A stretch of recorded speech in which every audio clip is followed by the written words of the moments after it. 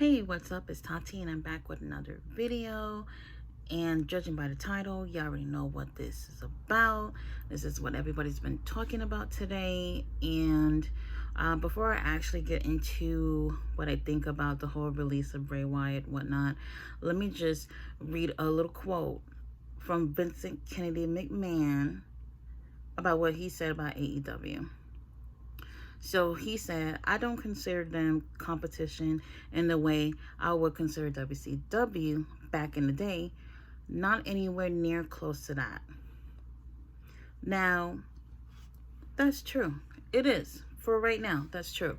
However, when you blatantly just throwing your talent away and saying comments like that, like now you just kind of look foolish. Like, Bray Wyatt, the whole thing, the whole character blew up over the past few years. I remember when he started out in NXT as Husky Harris. Honestly, I was like, I wasn't buying nothing from him. Like, just because you come from a family where where wrestling seems to be in your blood, sometimes you just don't have it or you got it. And he was one of those people where I just thought, I'm not convinced at all.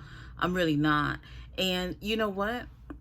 When you first come out on the scene, it's not expected for you to just blow up or anything like that. Obviously, you go through, situations where you're, just trying different gimmicks, trying different things to see where you naturally fit. And it took quite a while until we had the whole Wyatt family stable going on. And to be honest, it was good, but there was like a lot of hit and misses, and that's not them. I don't think. I think it was WWE. Like, in these past 10 years, obviously the product's been stale. That's just the truth, and I think one of the things that makes it that way are the lack of unique characters. I don't want to say necessarily that the Wyatt family was unique, but it was something that we really wanted at the time, because it's like, damn, like there has to be something to get me through these past 3 hours of me sitting here. And that was just something that really was beneficial to everyone that was involved in the stable. However, and recently, Strowman's gone, Eric, and Brody, and it's like, okay, so Bray's there. He actually was doing pretty well, and then Alexa got involved. Like, I think it was okay, but not all that. And it's like WWE is like, it's almost like when they got something, but they don't want to take it all the way. And it's like wrestling in 2021, you can't even expect too much from it, at least from WWE. They're just public company who got all these people up in their ass who's telling them, y'all can't say this, you can't air that, you can't do that, please us and do this. Like, it's just almost impossible for them to really go the extra mile with people who can actually take it there. And Bray Wyatt's one of those people that I feel like he was never taken all the way there. Like, he's there, but not quite. And it sucks when someone's over, and WWE is just so infatuated with certain people. Me personally, I don't care for Roman Reigns, but he's actually doing pretty well. And the whole bloodline thing, I don't even want to get into, because really, I think it's a little bit fucked up that they're letting Jimmy slide with this countless DUI things. They're just basically waiting for him to kill somebody, but it's working right now. WWE could take it like way further, but who knows? I honestly doubt that they would. But there's just so many things where it's like, y'all giving up valuable people to the company. Jeff Jarrett was recently released as well. They quietly let him go. And he's someone with experience, someone who's been in the wrestling game his whole life. His father also had Memphis territory. So it's like you're giving away valuable people who's bought in value. They want to bring people like Eva Marie, who ain't got really shit to offer, at least not long term. But didn't she say something about future Hall of Famer? She was just saying that, obviously, just to get some heat for attention. But anyway, let me not get off track. So now you got the AEW, who's doing okay. Obviously not the best. And you don't expect a company who's out for like 2 years to, they've accomplished a lot in 2 years. They really have.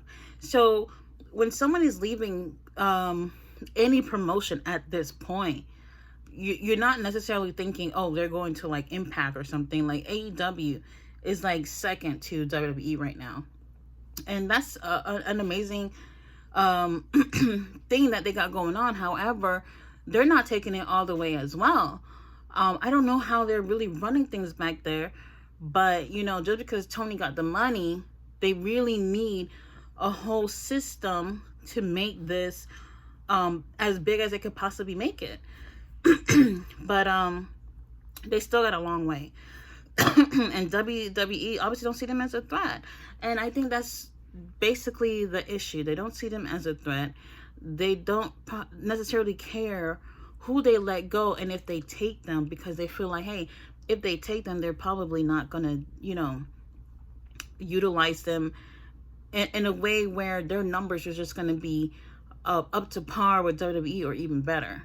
And honestly, that's kind of true. Like I said, they're pretty new to the game, and they're doing okay. They could be doing better. So now you have Bray Wyatt. He's gone, and I read somewhere some dirt sheet put out, oh, that he was going to return back in August. You know, he had the baby. He was grieving over Brody and all this stuff, and all that could be true. Honestly, I don't know, because he hasn't verified that. All that could be true, but what, like, I just don't understand. Like, some people you want to hang on to, and then there's budget cuts. It could be that too. I know y'all making a lot of money. Like, how much money did y'all offer John Cena where y'all have to let everybody else go? Like, at this rate, they're not gonna have, you know, top people up there. And like I said, like, it's the wrestling for me. It is the reason why I've cut back a lot with WWE, is because I love to see great matches. Like, I really do. And I love to see characters with these, you know, larger than life personalities that we grew up watching. And it's like, y'all just don't have that right now at all. And Bray was one of those characters that was closest to it that y'all gotten in a very long time. And even that, y'all fucked up. Like, that just baffles me. Like, honestly, you're hearing rumors about CM Punk, Bryan Danielson. Like, you're hearing all these things, and it's like, you don't really know what's going to happen. Honestly, if they went to AEW, I don't really know how I would feel, because I don't know how they would be utilized. And that was a problem with them in WWE. Like, they're so fresh, AEW, they're so fresh in the game. It's just like, you don't know if they're going to get the best out of their careers with them, you know, because we just don't really know right now. And like I said, so far they're doing okay, but damn, WWE is like, well, we don't give a fuck. We got Roman Reigns, John Cena back, like, we're good. Like, bro, like, there's still so much work. You know, you think that because y'all got asses in these arena that everything's just going to play out for itself. It's more than that. Like, y'all need to give people a reason to buy these tickets. And I remember recently they had to cancel, damn, I forgot what location, but they just wasn't selling enough tickets. And you know what? People have been waiting to be able to go back to these events. And really, like, if I'm sitting at home watching and y'all not giving me anything, I'm not going to pay to go see it. And they're actually having a super show, not too far, maybe like 2 hours away from me. I would have gone, but I'm going to New York in the weekend. But if I wasn't, I don't think I would have gone. Like I really don't think I would have spent my money to go, because it's not the same. is really not the same. The crowd ain't into it. Like, honestly, I want to go home and I lose my voice. Like, I need to be into it. Like, it's not the same anymore. Like, people don't even barely cheer. Like, you don't hear anything when you're watching the show. And it's you know, it breaks my heart because I love pro wrestling. Like, I really do. Like, I could count on having more fun at an indie show than WWE. Like, it don't even matter who's there. It's just the experience. When the crowd is into it, they're into it. And when they're not, it plays off. You know, you see it on TV, you hear it on TV if the crowd is really engaged. And, you know, it's just not like that. But you know what? I want to see, like, what AEW got. Like, they should be having people working 24/7, thinking, what can we do to, you know, bring people back to pro wrestling, bring the fun back, bring these characters back, bring great matches back. Like, that's what I miss so much. Like, I really honestly miss it. Like, people be like, why are we talking about this shit? And I'm like, I love pro wrestling. I really do, since I was a little girl. And nowadays it just don't seem like, as far as WWE go, like, they take it that seriously. They're just glued to like one or two people and pushing them, shoving them down our throats. Roman Reigns is, you know, like I said, I don't really care for him, but he's doing better. And unfortunately, it's just not enough. You can't just depend on one person to just carry it all on.